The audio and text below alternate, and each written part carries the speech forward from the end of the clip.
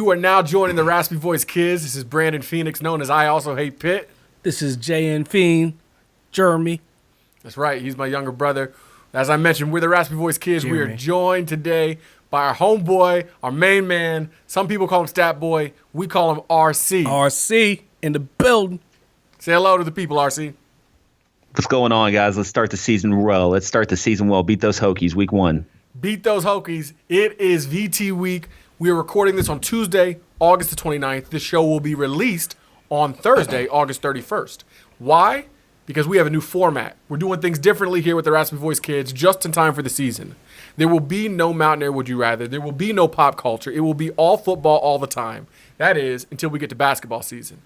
Of course, we're going to throw in other sports where there may be occasion or need to. We're talking about teams that are ranked like our Mountaineer soccer teams. Absolutely. First time since last year. Girls and boys, don't get it twisted. Number 6 and number 19, respectively. The women and the men both doing big things.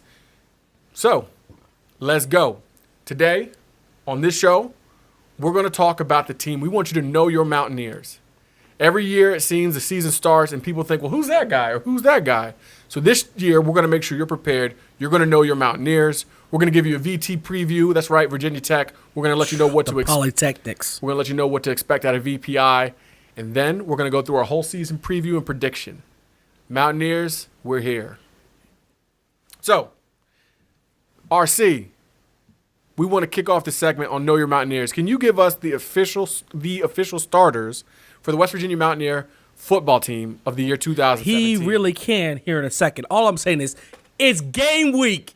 It's game week. We're here. Like seriously, we wait all year for right now. It's game week. I'm antsy every day. I'm sitting I even tweeted a picture. Yeah. And this is the truth. I was sitting. It was a Wendy's, not the best fries, but it was a Wendy's. He was getting a salad anyway, because you know how we do. Yeah, it, you know. Yeah, we stay healthy. The mandarin oranges. Yeah. Mandarin oranges and the ice water. And I saw a car in front of me, and they had the flying WV, and I love it, right beside the license plate. But they had the nerve to have a maroon vehicle. And for me, I knew it was game week because I instantly got irritated. Like, why would you buy that? You know Virginia Tech is maroon. Why would you buy that? You made a poor life decision for which you cannot be excused. No.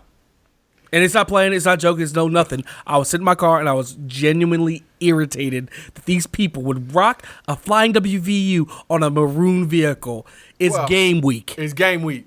Put that car in the garage. Get something else. Ride your bike if you have to. No, absolutely. Walk, whatever it takes. Get that pedometer up, okay? You know. All right, now that we got that out of My our fault. system, we know you had it in your system. RC's got it in his system.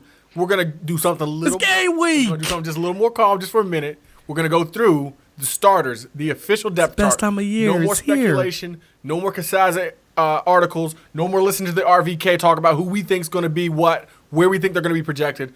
RC's going to give us the real No deal. more waiting. No more soccer. No more baseball. I'm not hating on baseball or soccer or anything else.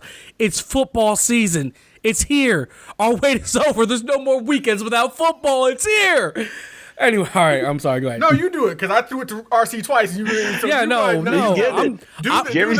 do the segue now because twice I segued. Now you do the segue. No, I'm just excited. I'm excited. I know you're excited. We all excited. And we're ready for And leading off the year, your 2017 West Virginia Mountaineers, the starters on offense, quarterback Will Greer, running back Justin Crawford, fullback Elijah Wellman, wide receivers are going to be David Sills, Karan White, and Gary Jennings. On your offensive line, you're going to have left tackle Yannick Kajust, left guard Kyle Bosch, center Matt Jones, right guard Grant Matt Jones. Who? Right guard Grant Ligefelter, right tackle Colton McKivitz. For your 2017 Mountaineers starting on defense, you have defensive end Adam Schuler, nose tackle Xavier Pegues, defensive end Reese Donahue. Manning our linebacker corps this year for this first game as we await David Long to come back. We're going to have Xavier Preston, Al Rashid Benton, Dylan Tonkery at linebacker. Dylan's filling in for that injured David Long. And everybody, who will be back. Yeah, he'll be back. Everybody's raving about Dylan Tonkery, though, in the meantime, in between time. For our secondary, we're going to be manned by, on the left cornerback is going to be Hakeem Bailey. The right cornerback is going to be Mike Daniels. Playing our Spurs safety position is Kaiser White. Returning this year at free safety is Drayvon Askew Henry, and our third safety spot is held down by Toyus Avery. And then, as usual, just the basic stuff. Our special teams, can't forget them. Kicker Mike Molina, punter Billy Kenny, and then we look forward to Gary Jennings as being our punt returner and kick returner as well. You definitely can't forget special teams when you're playing against Beamer ball. We're going to reverse that on those boys this year. We're ready for them. No, we are. Just hearing those names, I'm fired up. I'm ready to go.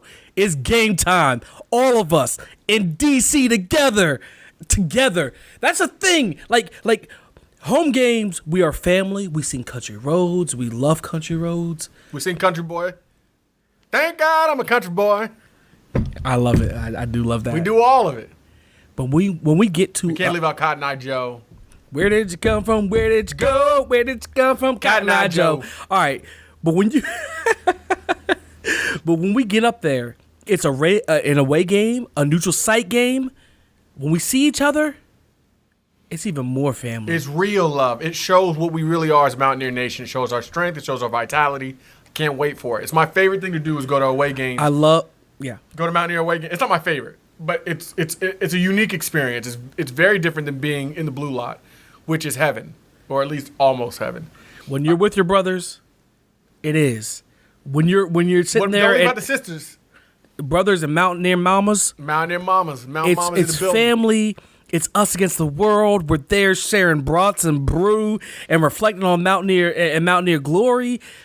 I'm just excited. I couldn't be more excited. I'm pumped. I'm ready. Honestly, As part of that excitement, I want to pass on a little word from Travis Mbacher. I think I'm saying his name right, Mbacher.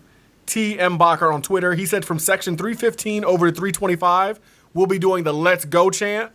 Section 326 over to 337, he wants to do the Mountaineers chant. The question is, how will we get that started and when? I think we're going to have to wait on the cheerleaders. But yeah. I mean, like, it should start pretty early after the first touchdown, within the first minute. We'll be doing it way before that. We're doing it before kickoff. Okay, excuse me. He said he didn't know. It's going to start early. What I meant is I didn't know how it'll start. I know it'll start early, though. We'll be doing it in the parking lot. We'll be doing it all throughout every section. Real quick, I know we're about to get into it, like other things, but I need to ask you guys, what do we do during Enter Sandman? Boo or ignore it, just like we boo and ignore other teams. Do we turn our backs? Do we all collectively turn our backs? They don't deserve enough respect to turn our back. Okay. I don't. Not for me. You can turn your back if you want to, but I just personally am going to boo. We're going to be booing. Are you kidding me? Okay. Oh, no. I was asking. It hurts my feelings. It's such a great song that has been completely ruined. Yeah, completely and totally ruined. In fact, I had to think for a minute. I didn't even know what you were talking about. Yeah, okay. Now, your Mountaineers. We have just gone through and given you the names of all the starters. The starters, these are not projected starters. These are not assumed starters. These are the real deal. Real deal. Starters. The Game week. Deep is out. This is what it is. But now we're going to talk about the hated Virginia Tech Hokies. What do they have coming? Well, offensively, not much. They have a redshirt freshman who's going to be starting at quarterback for them. Yeah. And I just forgot his name. Jackson. Yes. Josh Jackson is starting quarterback. He's a redshirt freshman.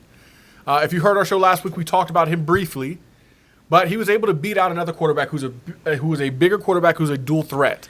So, even though I like the idea of Josh Jackson, of a redshirt freshman playing, any freshman for that matter, playing against the 3-3-5, Tony Gibson's aggressive 3-3-5 for the very first time, as his very first game at a neutral site, if you beat out a quarterback touted the way that the backup is, it gives me a little pause for what we can expect. No, and here's the thing. The truth is about Virginia Tech is I don't like Virginia Tech at all. In the least. I got to be honest. Part of today, it seemed like maybe you did like Virginia Tech. How? That was a joke. I think the people know by now that you cannot stand. You hated a car. You were mad at somebody in Wendy's for the car that they chose, and it had a flying WVU. Well, later on, I was going to show them a little, not love, but just like respect. So I wasn't sure if I shared that. I don't know if I shared that with you.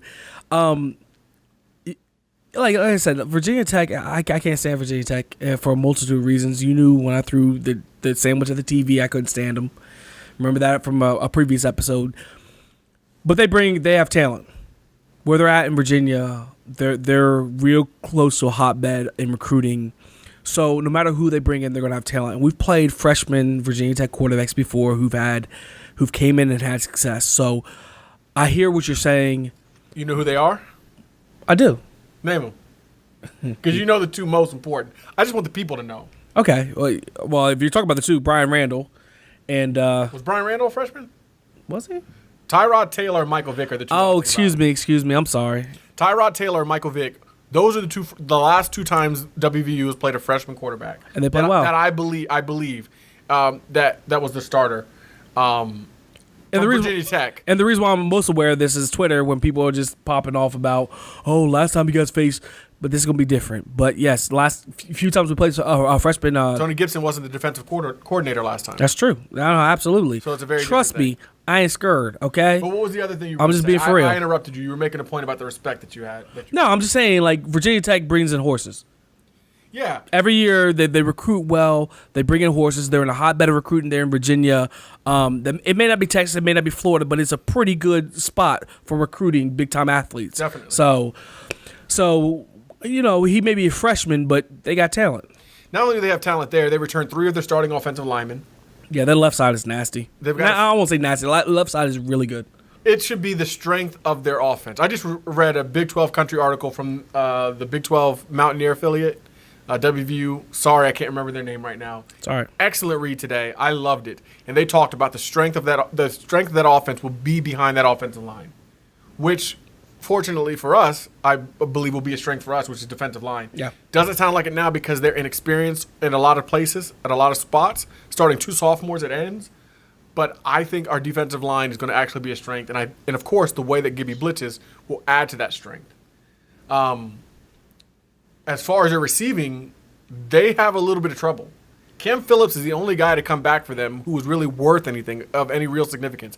And when I say worth anything, I mean anybody who's actually produced anything. Cam Phillips being their big name guy as far as their receiving core is concerned.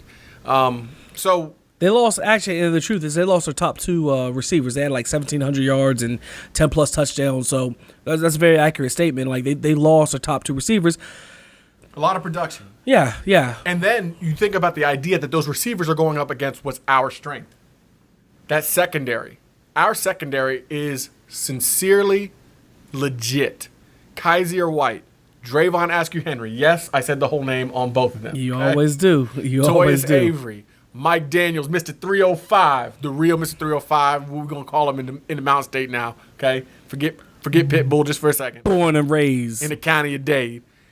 And then on the other side, we got Hakeem Bailey. So these boys are ready to ball. Yeah. And they're going to be playing against a receiving core that's inexperienced with a redshirt freshman where you would imagine they haven't built as much rapport as maybe a more veteran quarterback receiving tandem might. That's my thing about Virginia Tech's offense. There's just they lose a few receivers, like I said, 1,700 yards receiving. They lose a couple running backs. I know that it's one of them things where you just replace. It's the next man up. Yeah. You don't rebuild, you reload. But we got them the very first game, and sometimes you got to get used to it. Sometimes you got to get back in a rhythm.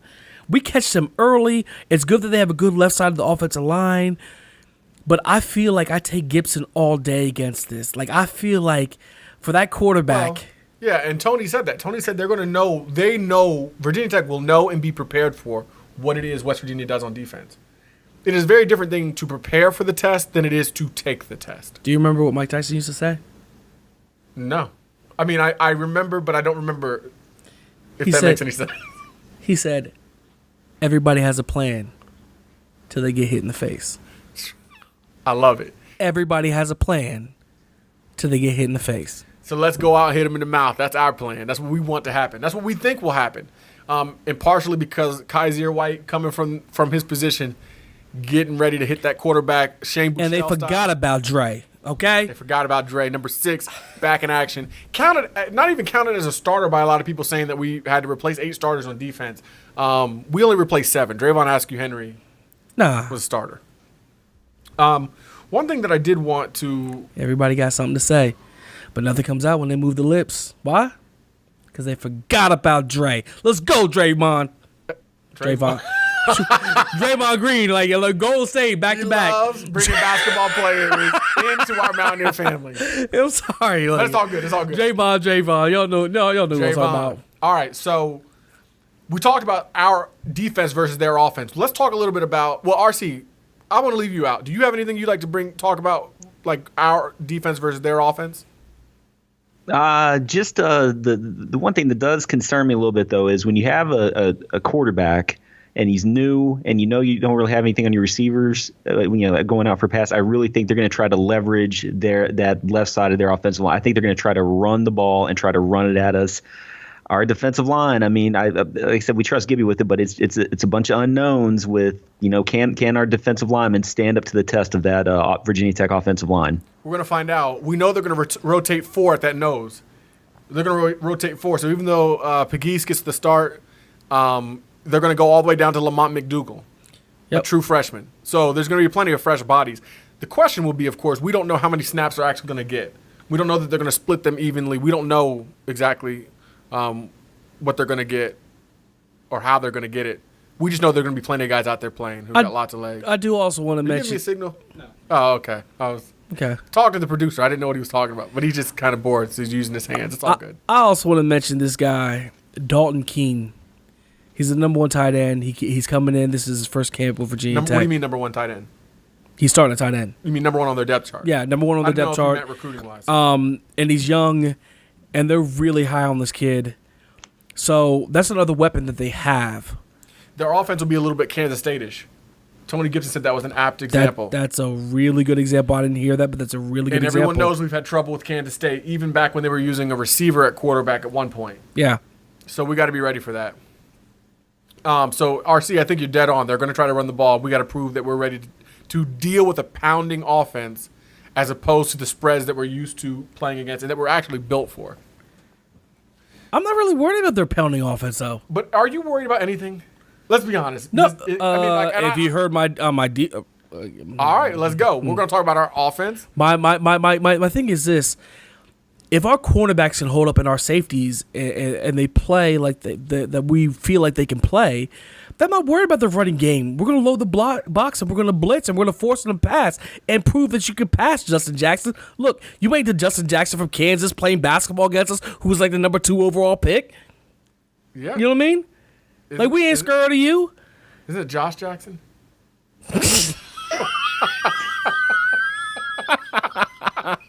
And even because Justin Jackson didn't play for Kansas in basketball either. It was Josh Jackson. That's my man, Josh. Hey, we making up people's names now. I promise. I meant Josh. We know what you Scouts honor. I promise. None of that stuff matters. We making up names. I meant here, Josh Jackson. We making up names here. The point. Jamal Crawford starting at quarterback, but he was tight though. He was tight though. That's right. All right. All of that aside. LeBron James. LeBron James. All of that aside, it is now time to talk about our offense that is led by Mountain Greer and Justin Crawford, both Maxwell Award watch list nominees, but they're not the only thing we have going for us. We have a great offensive line, in our opinion. Our offensive line should be really good. We bring back Kyle Bosch, who already, he's on the watch list for, I want to say Maxwell, then I want to say Butkus, but it's not that. What's the offensive line award? Blitnikoff? No. That's defensive back. That's receiver. Blitnikoff is Fred Blitnikoff. See, mess up everything. But Kyle Bosch is, what is it, Chris? RC? He clearly got me on that. All I remember is just Dan Moses won. Remington. No, Was that the center? Remington's That's the for center. Kyle Bosch is up for the. You always saying stuff. Kyle, you got to tell us, man. Hey, give me 1 second. I'll find it. In the meantime, Jeremy will keep y'all entertained. He'll do a little song and dance. You know? So anyways, offensive line should be legit. I'm ready for it, man. These dudes are ready to ball. They're ready to play ball. When I say I'm not scared, I know Virginia Tech has a great defense, and we're about to go over who they have on defense and all the players. Kyle Bosch, Outland Trophy watch list. There we go, Outland Trophy. Sorry, that was so long and so ridiculous. I know they have a lot of playmakers on defense, and we're about to go over them. I'm not nervous. Well, go ahead and go over the name. All right. So They have Brandon Faison. Yeah. At corner, Secondary. like their secondary is so legit. Let's not get it twisted. I know I've talked a lot of crap about Virginia Tech. They have a legit defense. Their defense is for real. They were number 18 in the country last year. They returned 80% of that production this year. So that's talent, that's execution, and then now you add experience. Here's the thing. So I want you to put this in perspective. If you haven't watched Virginia Tech, how do you feel about Tony Gibson? If you haven't watched Virginia Tech, how do you feel about Tony Gibson at West Virginia as a defense coordinator? How do you feel about every year what he produces?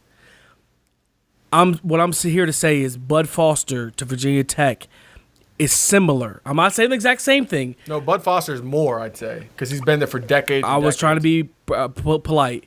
Bud Foster is that to Virginia Tech's defense. And not to us. I believe Gibby is the best defensive coordinator. He's the better of the two. We take him. But Bud Foster has been doing this for decades. Year after year Nationally after year. acclaimed, highly respected.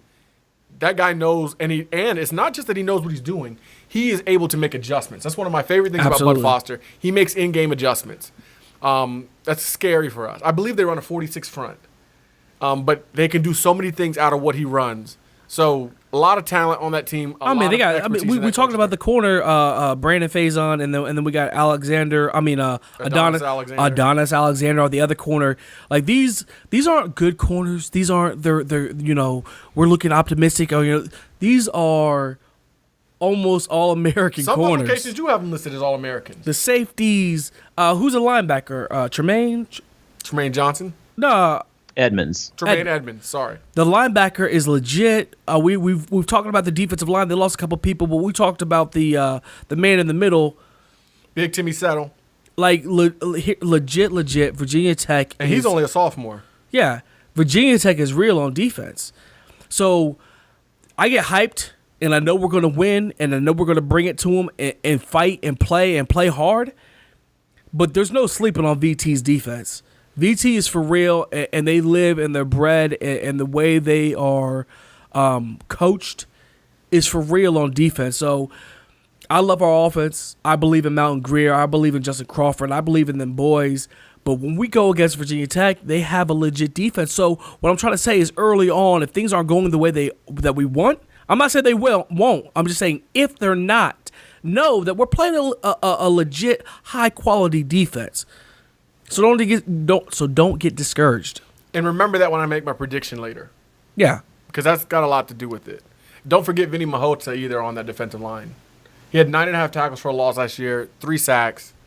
Yeah, I think they had. I think I saw they had like 32 sacks last year. This team is really good on defense. 113 tackles for loss. We're going to keep saying it. This team is really good on defense. 113 tackles for loss. But that's why it matters that we're really good on offense. Our offensive line anchored by that Outland Trophy Award watch list member, Kyle Bosch. Quarterback in Mountain Greer, Will Greer, Willie G, Sir William, whatever you want to call him. William. Number 7 is what VT's probably going to call him. Justin Crawford, the leading returning rusher in the Big 12, ran for over 1,000 yards, even though he didn't play that much, really, between injury, splitting carries with Shell, Petaway, and McCoy. We've got a bigger, faster, stronger Justin Crawford coming back, and he was good last year, over 300 yards rushing against Oklahoma. And then we go to the receiving core. Now, a lot has been made about the thinness of our receivers. Because we lost Marcus Sims to suspension, because Jovan Durant had a personal issue which caused him to transfer to FAU. I am not one of the people who believes we're thin at receiver. I believe we're thin on experience, which is not the same thing, which means we'll have to see what they actually prove. Yeah. But as far as talent, as far as speed, as far as size, we have that. We have quality guys. We have plenty of quality guys. Karan White, David Sills, Gary Jennings, those are our starters. Those are the guys that we're 100% confident in. And not just us, but Tyrone Carrier, who, again, Tyrone Carrier claims he's the fastest man on the team still himself. Throw it up you. But he's comfortable. He's confident in our receiving core. Dana himself has said the same thing. So Dana said he's our starters have been started since day one. It's the guys stepping up. And even Karan, there's a little bit of question. Not question as far as his talent or ability or even what he's going to bring. But because of his injury, he wasn't able to build the same rapport that Sills and Jennings were able to build with Will Greer. So hopefully as time goes on, every week, every day, that will improve. So that's what we're looking for there. And that's going to be important because it's going to be strength versus strength there. Our passing game versus their secondary. Their secondary is legit. We've said it before, but they really held teams down. I'm not scared of them. I'm ready to bring it. We as Mountaineer Nation, we're ready to bring it. I know. We got to be loud. We got to be proud. And I know we all have faith that we're going to do it. But what you said was accurate. It's strength on strength. Them boys are good. They really are. Yep. And our inexperience on defense matches their inexperience on offense. So Vegas had the spread at VT minus 3.5 to start. When Will Grier got cleared play, they moved the line to minus 4.5, which blew my mind. Last thing I heard was the line is currently minus 4 in favor of VPI. That's Virginia Polytechnic Institute, if you're not following along. So now the question is, what do we think? RC, before we go to the predictions, do you have anything to say about the offense versus their defense? When it comes to this, I mean, you know, the hype for Will Grier has been off the charts, and I almost get this impression that like there's going to be like we're just going to be so deflated if like his first pass is somehow like incomplete and it's not a 80-yard touchdown bomb or something like this. But it will be. With Virginia Tech's defense, they are absolutely ferocious, and a big stat that they do that's kind of similar to us is, I believe I saw a stat today, like they've only allowed something like 3 teams in their past 50 games to get like over 50% of their third down conversions. So when it gets to third down, they get off the field. I think it's going to be a fight going early on. But the biggest thing about Will Grier is he doesn't lose. He's shown that he can come back in the fourth quarter, and he just doesn't lose. So just don't panic early on. It's going to be a 60-minute football game. That's excellent analysis. I thought you were going to say that it's not just that he can complete the ball through the air. He can also beat you with his feet. He can extend plays. He can get first downs, which are really important on third downs. There's nothing more backbreaking than having a team stopped, thinking the play is over because you've had excellent coverage in that prolific secondary, and then the quarterback scrambles for 6 yards when they only needed 5, and the drive continues. So pumped. So pumped. Immediately when he said that, I immediately thought about what Jay-Z said to Nas. There's only one rule. I will not lose. All right, guys. Prediction time. RC, let's lead off with you. What do you got? Give us what you got. I think when it comes to this game, it's going to be a slow, grinded out game. I don't think Virginia Tech's going to try to make – they're not going to want Jackson to throw it all. I think they're going to try to pound and ground the entire time. I think one of two things is going to happen in this game, and this is going to determine the outcome. Either West Virginia, our defense will get a turnover and score, or Virginia Tech is going to score on special teams. One of those two things happens, and I think whoever gets that ends up taking the game. Me personally, I'm going to say it's going to come down to the end. Mountaineers 24, Hokies 20. Oh, excellent. That is very close to me because I believe personally that West Virginia, I think West Virginia wants and needs this game more than Virginia Tech does.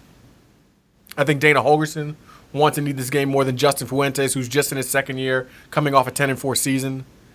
I think that having an experienced quarterback is the most important thing. A talented and experienced quarterback is the biggest difference in a college football game when everything else is fairly close and equal. And just like our overall record, just like our series record, there's a lot that is very similar or very equal as far as the tail of the tape is concerned. And there are reports that it's supposed to rain. Now, that's shifting. We're a ways away from Sunday. Even by Thursday, we'll have some time. We won't know for sure. But with all of that said, I don't think we're going to light up the scoreboard as much as people are expecting, as the numbers I keep seeing. I've picked it on Twitter. I picked it on Land Grant Gauntlet's podcast, Quick Slant Pod. WVU wins 23-19. 23-19 is a good score. I went back and forth with this. I thought you were going to say 63-0, but no, 72. No. No. Yeah. No, I got respect for Virginia Tech's defense, and I don't want us. Once again, I want to reiterate the fact, and I'm kind of probably talking to myself right now, because I know how it goes. I'm gonna get to the stadium. I'm gonna be in DC. I'm gonna be smelling football in the air. I'm gonna be looking at my brothers, high fiving, just feeling good, and I'm gonna like roll into the stadium, feeling like it's gonna be 52-0. Always. I know that's how I'm gonna feel, but the truth is, like I said, VT's defense is legit, and they're for real. And this is our first game we're actually playing. It's not like we've played a whole season to build up that chemistry. Yeah. I'm going to go with 24-13. 24-13 Mountaineers. We all picked under 25 points. That's crazy.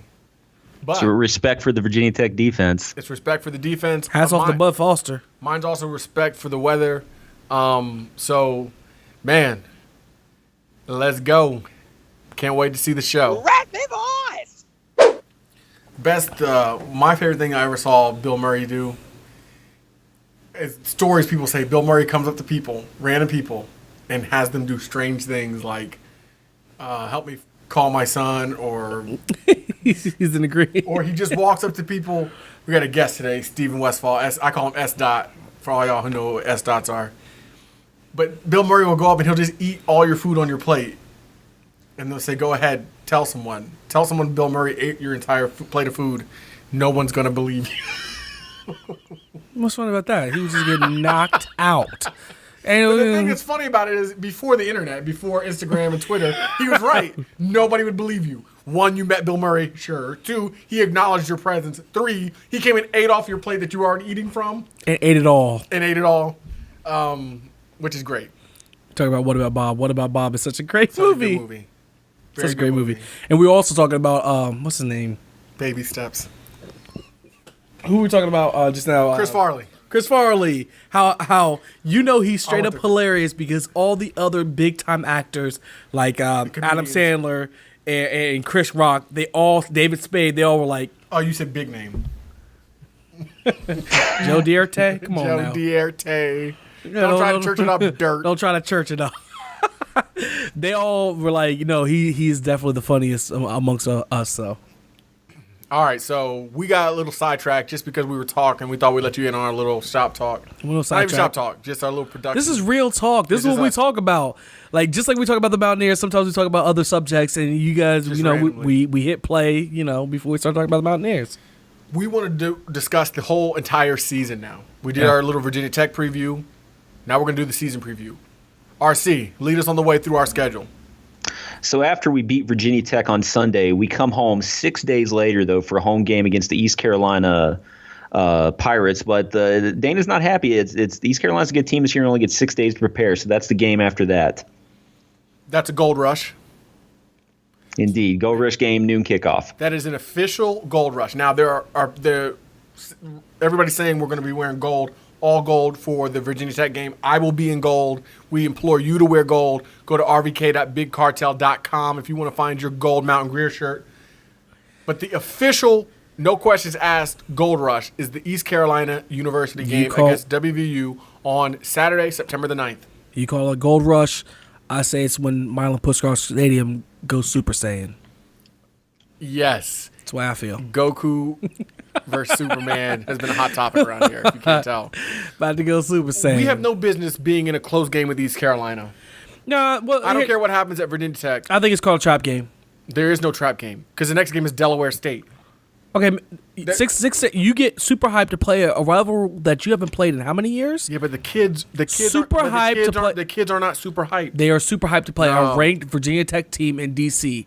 They're super hyped. And then if we beat them, the high of coming off of beating Virginia Tech and that great defense, and they're going to look, these young kids are going to look at East Carolina. We're going to win the game. I'm just saying, it might be, in the words of Lee Kosa, closer than the experts think. I don't think so at all. I think this team is going to be well coached. I think they understand what it takes in the Big 12, and that beating Virginia Tech, who's 22, is not as big a deal to us as it was back in the Big East. What do you think, Chris? You got to win the game. I mean, you're Power 5 now. You got No, to we win the both game. agree we're going to win. Do you think it'll be close? Do you think this is going to be a Do you trap think that game? they'll have a hangover? I think it's gonna be close. I think it's gonna be close till halftime, and then we pull away with Power 5 depth, and we blow them out in the second Do half. you think we all have a hangover from beating Virginia Tech and being proud of that win that we can't not overlook, but don't take East Carolina as serious as we should? Yes. Whatever happens Sunday, I still think it's going to take us a full half to get back to where we should play against East Carolina. I look for East Carolina. It's going to be a close game in the first half, I think, anyway. I agree. Okay, I disagree. But the good thing about predictions is we'll get to find out. So that moves us, as we already mentioned, the next game is Delaware State. Now, if this game is not 40-0 at halftime, This game is going to be close because you come off. no. If we are not beating Delaware, if we don't have 5 touchdowns in the first half, then I'm concerned about our. If our fans aren't saying that we have 3 Heisman candidates at the end of this game, then we should all be concerned. I am of the opinion we should play no FCS opponents. excuse me, no, continue. I feel that we should play no FCS opponents. I hate that we do. It really frustrates me that Delaware State is on our schedule. So, if they are on our schedule, then it better be a glorified scrimmage. We better beat them. I'm chewing. I'm trying to stay away from the We mic. better beat them. He couldn't wait. Just like 3 more minutes. Them nachos are good, though. Them nachos are Show him the nachos then. Show him the nachos. You can't just eat not showing what you're eating.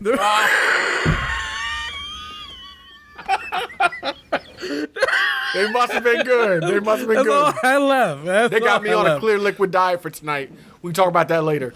But if we don't beat the brakes, off Delaware State, then we need to start having a discussion about what kind of a team we really have. Because we're going to get into something serious as the season goes on.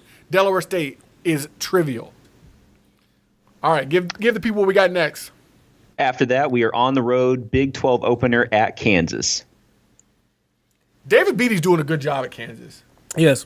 He's making a lot of impressive hires. Is one of the most recent ones. A new defensive line coach from Ohio University, Jesse Williams. They have an excellent defensive end. A lot of people are saying he could be Big 12 Defensive Player of the Year. Didn't they get a bunch of JUCOs, too? They got a lot of JUCOs. They got a bunch of JUCOs. And we as Mountaineer fans, we know about JUCOs. We know about being transfer U. But again, Kansas is not in our league. This might be a game where I could understand or respect the game being close until halftime, especially being on the road at Lawrence. Lawrence is not Fog Allen, okay? No, I know. Well, I mean, it is Fog Allen, I but the football stadium's not Fog Allen.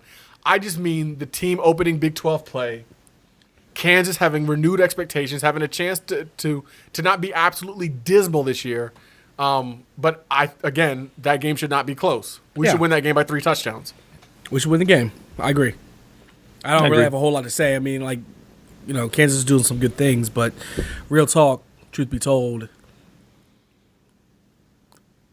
We should beat Kansas is a win. Yeah, In Kansas is a football. win. In football. Next. After that, we get a bye week, and then with Dana's history, he's only about 500 coming off bye week, so you never know what team you're looking at. But then we're playing on the road at TCU on October 7th. Now, Kirk Herbstreit just picked TCU to win the Big 12. Please don't mention Kirk Herbstreit ever again on our podcast. Tell him why. Tell him why you mad, son. Tell him why you mad. Nah, man. I feel like Kirk Herbstreit's such a homer. I watch the Herbies and all right, there's only 3 people per category per award. Every award Tell him had what a the Herbies big. are. Tell him what the Herbies are. The Herbies are preseason. Kirk Herbstreit picks his most valuable or most relevant player in certain aspects of college football. He always has 3 players. What I don't like is that every single category had a Big Ten player every single time. From Indiana to Iowa to Penn State to Wisconsin. It didn't matter. They all were The player in from there. Indiana is also a preseason All-American. No, he's legit. All right, I'm just saying. I don't feel like my thing is, I know people always want to call someone a homer. Kirk Herbstreit has been complained about by so many people from Buckeye country. All Buckeyes complain about him, and they say he's not enough of a homer. And so he was making up for it this year. Yeah. Anyway.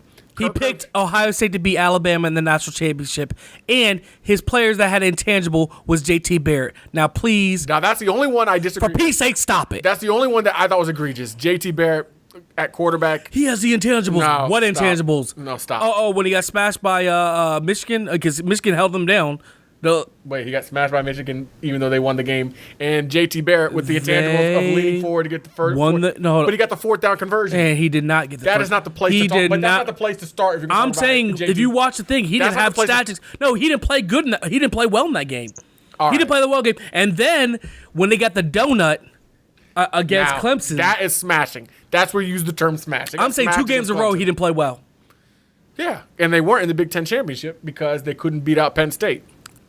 So anyway, But Kirk Herbstreit picked TCU to win the Big 12.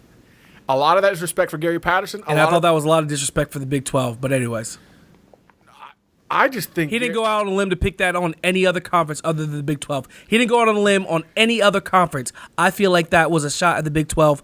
That's just me. Maybe I'm being too sensitive, but I don't care. He is the biggest homer you ever want to meet besides Herd Hater.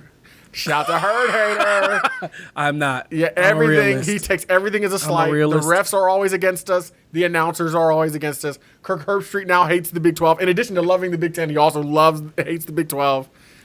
Here's That's the not thing. the When point. The people point start is- saying something and people hear it, then they think it's fact. He is wrong. He's inaccurate. RC, That's fine. RC, tell us who's right. Who's right? already RC laughing. knows us. Who's right? He's already laughing. I mean, like, I hate to say, I kind of lean Jeremy this year. Thank you. I think he's redeeming himself this year. Man. No. Okay. That's right. All right. That's right. All right. Well, we'll see. Yeah, that's No, right. it was embarrassing. He said, well, I don't know. I'll just go TCU for the Big 12. Like he did. Like, he's like, oh, I forgot about. I have to like do some research on this conference. No, but Jeremy's saying Preach. that, No. Jeremy's Preach, brother. Jeremy's Preach. point, Woo. RC. Jeremy's point is that Kirk Herbstreit thinks so little of the Big 12 Hey, that listen, he thinks TCU can win it. Not don't- like he was just picking a name out of Don't the hat. try to explain it. Chris knows it. He knows football. So is that what you were saying, that he didn't do any So research? no, me and Chris are against you. Don't try to fight anything in other battles. RC, we done messed up on. If we were RC, I'm sorry, RC. if this was classified information, we would we lose our what do they call that? I don't know. Our status, what we're allowed to keep classified. I appreciate you. Okay, Chris. I Anyway. appreciate you. I don't think TCU. I picked TCU to be the fourth team in the Big 12. I picked TCU to be the fourth team in the Big 12. I do not have them winning it, but that's going to be a game because Gary. We always have. Well, last year we beat them pretty good. They beat us pretty bad the year before that, but typically we have good games with TCU, and I think this year will be another year where it's a good game. I'm not really sure about the outcome of that game. Not worried about TCU. Next. Not worried at all. Next. You forget about Kenny Trill? Next. All right, next up on the schedule. Moving on, back home, October 14th, stripe the stadium game against Texas Tech University. This should be a bloodbath. As Stone Cold Steve Austin would say, we better stomp a mud hole in these guys and then walk it dry. Texas Tech should be in the basement of the Big 12 this year, with Pretty Boy getting fired by the end of it. I really think this is a real big blowout. 4-touchdown win for WVU. I love the passion. Because you know what I was going to say? Win next. Next. by After the way, that, we're- but just real quick, Cliff Kingsbury. Is it Kingsbury or Kingsbury? Kingsbury. Cliff Kingsbury. He's getting fired. Just so everybody knows. So enjoy the GQ coach for as long as you can, because this is his last year as Red Raider head coach. Now, next. After that, we are on the road at Baylor. Baylor's got talent. Baylor has real talent. They got the transfer. Boop. They got the Jalen Hurd. They got the transfer Jalen Hurd from Tennessee. Now he's got to sit out this year, but he's going to be a big deal in their scout team. And everybody's saying he's being a vocal leader. Everybody's talking about how Baylor is down because of all of the turmoil and how they wilted down the stretch last year. I think this is a new Baylor team with Matt Rule. That said, we win by 2 touchdowns. You know what? The main thing is I haven't really checked out Baylor a whole lot, but I did listen to LGG, and they were talking about the depth that Baylor had. Talking about on the Quick Slant podcast? That's what I was talking about. And, you know, we're familiar with that. Having great players who start, but not having the depth to compete. And if that's true, like, I mean, honestly, the last few years we've handled Baylor, even years when they were pretty good teams, putting up all kinds of points. I feel like, you know, sometimes you just match up well against teams, whether it's basketball, whether it's football. It's all about matchups. And for some reason, we match up well against Baylor. I'm not worried, except for that one year. I was about to say, Corey Coleman would like to have a except word for with that you. one year. Corey Coleman got a whole lot to say about matching up. Goodness. All right, let's go on to the next. After that, we're back home on October 28th. True Blue game, potential visit from College Game Day with Oklahoma State coming to Morgantown. And let's discuss it. This is where it gets tough. I'll let you take the lead since you had nothing to say. I have a whole lot to say about this. Here's the thing. Truth is, they talk about how many people they return. If you watch our last year's game against them, other than the scoreboard, and I know the most important thing is the scoreboard, we didn't play, like, we handled them. We had more yards, more first downs. We held them down. I think they had the least amount of offensive output and point. I don't know if it's points, but offensive output that they had in the last 20-some games. We outplayed them. We turned over the ball. So when you barely beat us, but you beat us. We beat ourselves. I'm not scared of Oklahoma State. We're going to handle them this year. Last year, we played as terrible as we could with the turnovers and whatnot. What happens when we actually do what we usually do and don't turn the ball over? I'm not scared of Oklahoma State. Anybody who watched the game last year, who really broke it down, I don't get how they rank Oklahoma State so much higher than us. But the point is, well, their receiving core is legit. That's one reason. Yes, and we work. No. Then they got a little guy named Mason Rudolph at quarterback. Mason Rudolph that we handled last year. None of them dudes did anything against us. Our thing is we turned over the ball. That's it. We had more first downs, way more yards.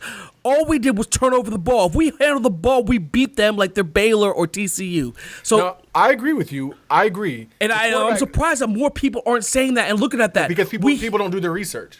Watch the game. Well, the big thing I want to talk about. There's people I'm worried about. None of them are the pokes, okay? Christopher Lambert, the dude of West Virginia, he talked extensively about this. And what he talked about mostly was the QBR for both Oklahoma games. As I say, Oklahoma and Okie Light. Terrible. Ain't gonna happen. You got no friends that are outside of Stillwater now. I didn't say that. I'm saying other people say that. No, he didn't say that. I didn't say that. But all of that said, he was right. Everything you just said matches what Christopher Lambert said, what the dude said. Still a little more. The dude made an excellent point. I think we're going to see that this year. I believe that essentially what it comes down to for me is I take Gibby over the mullet. I think Gibby is better than Gundy. And I think we're going to see that because now we have a quarterback who's not going to put the defense in a hole the way our quarterbacks did last year. I think their average starting field position was like the 40-yard line, and ours was the 20 or inside. Yeah, and that makes a huge difference, especially they had every advantage that we gave to them. And look, I'm not going to disrespect them. And they're too talented to give them those advantages. Absolutely. They got every advantage they wanted, and they won the game last year. That's not going to happen in Morgantown. And I can't wait to see you pokes in Morgantown. Matter of fact, me and you were at the Indianapolis-Kansas City game in Indianapolis, obviously, watching an NFL game, and this guy came by, had the nerve. You remember what he said? I remember.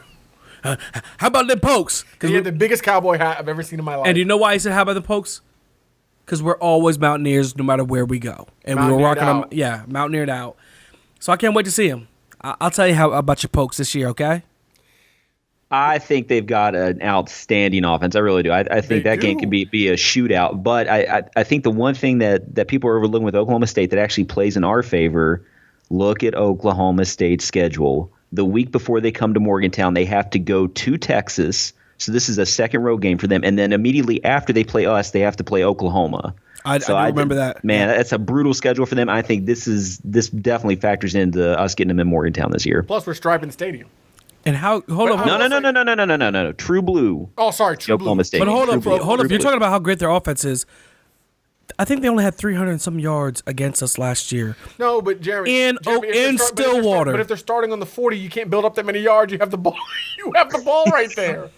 And when we turn it over, they scored like 17 points off our turnovers inside we turned them over 3 times inside our own 20. I'm not disagreeing with you. We already agree with you. I just think you need to give some. You just like you gave Virginia Tech respect on their defense. You got to respect Van Gundy. You got to respect Gundy and his offense. Also, we even talked about Justice Smith. Don't tell me what to do. Okay. You guys, I love him very much, and you guys do too. I'd hate to see him get beaten up on camera. That would be the worst thing. That would be the worst thing. Boop. Next. After that game, we are stay at home. We've got Iowa State coming to Morgantown on November 4th. Cyclones. LGG says they're going to be greatly improved, and they still picked them to finish, I think, third. Third to last in the Big 12. They got a lot of I don't know if it was transferred, but they might have the best. They might have the best receiver in Lazard in the Big 12. I can't remember the coach's name. Yeah, no, it's true. I can't remember the coach's name, but he seems like he's a good coach. You know? Yeah, no, I like what they're doing, and that's part of why the LGG believes that they're going to be. Chris actually is the one. Chris Ross is the one who says that he believes that Oklahoma State will be greatly, or Iowa State's going to be greatly improved. I want to see what they do against Iowa before I start buying into them. No, I'd like to see them. I'd like to see them win that game. It'll be big for the Big 12, and then I can start giving them more credence and credit. But again, I think that's a game we win. He's building something. I believe that's a game we win by 2 touchdowns. I think they're just like, our program that under Dana every year we've got a little better and a little better. I think Iowa State is going to do that. Next year, are they going to be a bowl team or competing? No. Maybe they'll be a bowl team, but they're not this year. They're not going to be competing for the Big 12 championship. But I do feel like they're building something there. Give them a few years. Yeah. All right. What do we have next? After that, on the road, November 11th at Kansas State. Kansas State is always trouble. We've only beaten them one time since we got in the Big 12, and you know what the score was? Well, I know. 17-16. By all accounts, we should have lost that game last year. We found some way to pull it out, which we did over and over again last year, which is why a lot of people think that maybe we weren't as good as our 10-win record showed. It might be Bill Snyder's last year. People say that every year, but definitely this is a game that we got to pull out. Kansas State finished really strong last year. Excellent showing in the bowl game. Some people picked them to finish ahead of us. The LGG Quick Slant podcast guys, they picked them to finish ahead of us in the Big 12. And every year they have an upperclassman quarterback. They produce. They play deep. They're fundamentally sound, and they typically are able to execute special teams. Well coached. I know Jay and Fiend always acts like everything's gravy and wonderful, but by the way, one thing I didn't say back on the Oklahoma State, this game scares me. I'll throw that out there. The game scares me too. I want to go back to Oklahoma but I'm trying to be One nice thing right I forgot to say, that's a game I actually think we win that game, by the way. Okay. Yeah, me too. I didn't say that. There's some games I didn't say because I didn't want to say because I'm not sure yet. Yeah. I think we win that game. Kansas State is a game I'm not sure about yet. Kansas State. It's one of those games, toss-up. I really don't know yet. Kansas State is one of them games that I'm not comfortable saying on camera. Until we do it, I have that down as an L. Oh, you have it down as an L. It's just to me like Kansas State is almost like they're like our South Florida. They are. Yes. That's what I was going to say. I promise. I was going to say they're like our South Florida. Until we beat them, I don't believe we're going to beat them. No, I'm the opposite. I always think we're going to beat them until we don't. Yeah. Which I'd much rather be like you guys. I feel a lot better about myself. They're so solid and so well coached, and that they fundamentally sound across the board. Yeah. What team's up next? Then we go back home on November 18th, senior night, when the Texas Longhorns visit Morgantown. Put them down. Horns down. Tom Herman is supposed to be the resurgence that Texas has been waiting on. They've got a lot of talent there. His predecessor, Charlie Strong. Oh, yeah. Charlie Strong put together way back with Mac. Charlie Strong put together some excellent recruiting classes. Last year, they had the 10th ranked, not this most recent recruiting class, but the year before, they were the number 10 recruiting class in the nation under Charlie Strong. So they're making moves as far as depth and talent, but they do not have what Tom Herman wants, besides the lockers, which are insane. They don't have what Tom Herman wants. They're not sure about Shane Buechele. He's only going to be a sophomore. I think we beat Texas. But again, this is a game I'm not sold on. I shouldn't even have said that I think we beat Texas because I don't know. This is a toss-up for me. I'm not sure yet. Chris, how do you feel about this? You think this is a toss-up? I think, if you give Tom Herman, that would be a game 11 for him. Yeah, I'm a little concerned, but at the same time, man, I think Texas coming to Morgantown in November. I think the weather plays in our favor. I feel good. Plus senior night, you got the emotional bonus of being on senior night. We only beat them 24-20 last year. Did you watch last year's game? It was 24-20. We had to get that Kaiser White fumble, which was on our side. We had one running back the entire game, and so we kept running our quarterback. Our quarterback decided to make us all have anxiety attacks the entire game. That was unnecessary. Virginia. That was unnecessary. That game was. Excuse me. The game should have been in hand a million times. We didn't have the run. We had one running back, so we were trying to save him a little bit. But somebody anyway, being there live at the game, I still remember the big play in that game was that where like Texas muffed a punt and we're up 17-3. Wait, you just wanted to tell, you just want everybody to know you were at the game. Are we live, Charlemagne? Yes. Being live at the game, we're up 17-3 and they muff a punt and somehow they call us for like a bogus kick catch interference call, and that completely changed the whole game. I think if we get the ball there, we go up 24-3, it's a blowout instead. The game turned, and then you guys said, it was stressful to say the least. There were our players on our team, specific players, kept keeping Texas in the game. If you watch the game, we were the solidly better team, and players on our team kept keeping Texas in the game. I am not worried about them. Bring yourself to Morgantown. 2 out of 3 for the horns down. All right, who's next? And then finally, we close out the year, November 25th at Oklahoma. We got to be storming in Norman because we have not beaten them yet, and I'm tired of losing. I'm tired of it. I think this is the year. I think we end it this year. I think it's the year of Mountain Greer. He proves his superiority over Baker Mayfield. I think that Dana shows his superiority over Lincoln Riley offensively and otherwise. And I think, again, Coach Gibby comes up big. We end the season with a very big win, our first against Oklahoma in Big 12 play. Boom. Chris, how you feel? Man, I don't know, man. Norman, going in there, I don't see it this year. Maybe next year when they come to Morgantown, but I just think we're a year away from getting Oklahoma.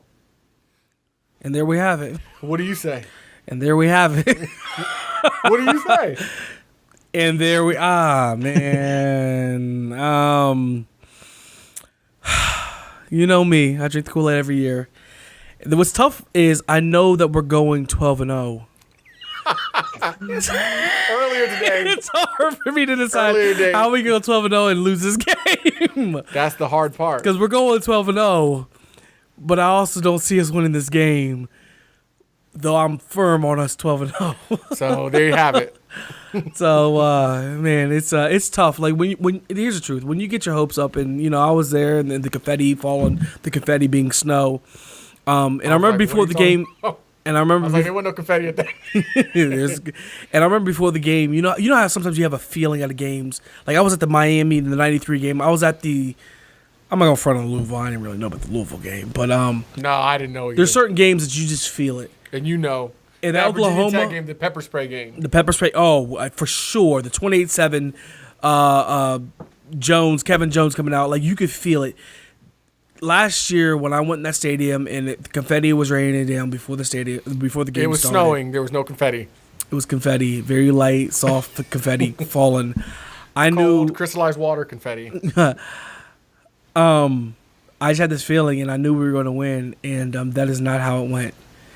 And we don't have to dwell on that. And I'm scarred. I'll be honest, I'm scarred. Well, I guess then, okay, so the biggest things after that game, hypothetically, who are we playing in the Big 12 championship game this year? That, I don't know. If I had to guess, I'd say Oklahoma State. It's Oklahoma State or Oklahoma to me. I'm going to go off the rails. I feel like Kansas State's going to do it. Like, upperclassman quarterback last year for the coach. I think they get it done. Are we predicting who we play in the college football playoff, too? I mean, I know we're going to win, but I don't know who who we're going to see. All right, since we gave all of our predictions for each game, some of them were toss-ups. I say we're going 9-3. I think we beat Oklahoma and Oklahoma State. So I'm not sure exactly how we go 9-3, but that is my prediction. We go 9-3. I feel like we finish third in the Big 12. That is my prediction. Some of you guys will call it pessimism. I call it realistic. I guess. Chris, you want to go? You want me to go? RC, go ahead. I'm going to go ahead and go. I really want to go 9-3, but to me, this just feels like an 8-4 year. 8-4 year. And to me, I got us beating Va-Tech, but that's a toss-up game. I just feel like Va-Tech, Oklahoma State, Oklahoma, we find a way to win one of those games, but I don't see us winning more than one out of those three. What about you? I couldn't really hear what Chris said, but my my answer is I feel like 8-4. I feel like we go 12. I know what he said. I heard what he said. I would love to say 12-0, but You honestly, have several times. but I honestly feel like we're gonna go 10-2, same as last year. Do you have your 2 losses? Do you know where they are? Kansas State and who else? Oh, yeah, Oklahoma. We just talked about that. Sorry, I wasn't paying attention to my own show. And no, hopefully I'm wrong. And I'm ready to celebrate with y'all. I'm ready to go 12-0. I've just been hurt in the past, and so all have. I'm a little bit more reserved. So I go 10-2. I think we all agree, though. We definitely don't think we're finishing, 6-6? Is that what we were predicted to finish by 6 is the Big ridiculous. 12 media? Vegas also, now I will say Vegas' original number was 6.5 over under for wins for WVU. I think we blow past that. Once Will Greer came back, it moved to 7. You said 8-4, so that's not blowing past it, but that is better than 7. We all picked them to win more than 7. That's a good point, Brandon, because like you said, 8-4 boy. I think Hey, 6-8? Are you kidding me? In college football? 6.5 to 8. The line is now 7. But all of that said, we all agree, and Mountaineer Nation, I'm sure all of you agree, this is not a 6-win team. This is not a 6th place in the Big 12 team. This is a team that has a shot to be something special, but probably is going to be something a little less than special this year. So remember, in fact, don't forget, no matter what we say, no matter what you heard, no matter He went a little too far with a little less than special. But go ahead. Well, yeah. I mean, no matter what you heard today, no matter what I said, what he said, what RC said, don't forget, we all hate Pitt. And we're all going to be in D.C. representing the Mountaineers as family, whether you're there, whether you're on TV. Let's go. It's go time. Family, brotherhood, Mountaineers forever.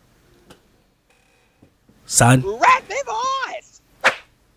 We want to do our shout-outs, give props to those who support us, who love us because we love y'all. So we're going to go down. And this, by the way, this is not like a quid pro quo. Nobody's doing anything special to get on these. All they're doing is showing love. So if you reach out to us, or if you say something special to us, whether it be on YouTube, we get a lot of comments on YouTube we respond to. People DM us on Twitter, on Instagram, Facebook messages, then you could be a part of this too. I'll give you the most recent for this week. We want to give a shout out to Elizabeth Sutphin Brown. She joined the Raspy Voice Mountaineers Facebook group. Big up. Oliver Crawford III showing us so much love on Twitter. He's at O Crawford III. Really does. Shows us mad love. Tyler 5 on YouTube. Always commenting, always questioning, always engaging. Thomas Lyall at Tom the Loud. He's on Twitter. Kevin Hodge at That Redneck Guy 1. Just so you know, that's his name. I'm not calling him that. He's also on Twitter. Thank you. We appreciate y'all. We do. It's all love. Raspy voice. We've gotten a lot of compliments on our helmet. We've gotten a lot of compliments on our shirts, the Mountain Greer shirts. Some of you have seen our dog shirts that we wear. Those are not for sale. Those are for us only at this point. But we want to make sure that you understand where we got those from. We want to thank the Beckner family. The Beckner family who owns the shirt factory in Parkersburg, West Virginia. We'd like to thank Joe Gonzalez, the general manager, as well as Michelle, the sales rep. They have done such good work on our behalf. They've taken such good care of us, in fact, letting us have this helmet. We were able to get this signed at Fan Day, even getting Coach Holgerson's name. You've seen us talk about it already on our live episodes on Periscope, on Instagram Live, on Facebook Live, but we wanted to make sure they got a proper recognition for what they've done. So if you need a shirt, you've probably already been there, whether you're getting shirts made or whether you're just buying something for your team, whether it be clothes, gear, or actual equipment. But if you have any of those needs, the Shirt Factory in Parkersburg is the place to go. That's where the Raspy Voice kids go, and we're not going to change anytime soon. Thanks for listening and watching. Don't forget to like, comment, and subscribe. Check the links in the description for all our other media outlets. And no matter what you do, no matter what you heard, no matter what we said, don't forget, we also hate Pitt.